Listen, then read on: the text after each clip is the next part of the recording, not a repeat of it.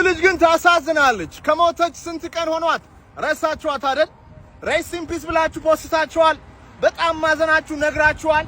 እሷ ስለሞተች ግን ህይወት ያቆማችሁ ሰዎች አላችሁ።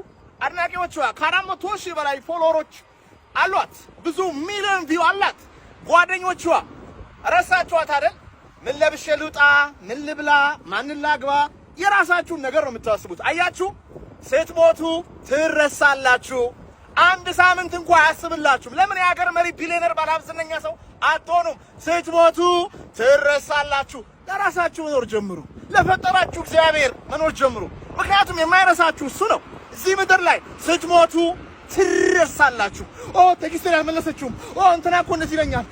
አትጨነቅ ወንድሜ፣ ስትሞት ትረሳል። እግዚአብሔር ግን አይረሳህም።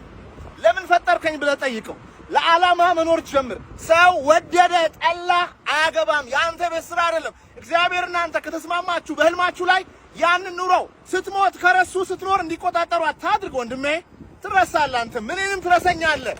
ሞቼ ምናልባት ይሄን ቪዲዮ ለቪዲዮ ልታየው ትችላለህ። ረስተኸኝ ያ ብሮ የሚባለው ልጅ።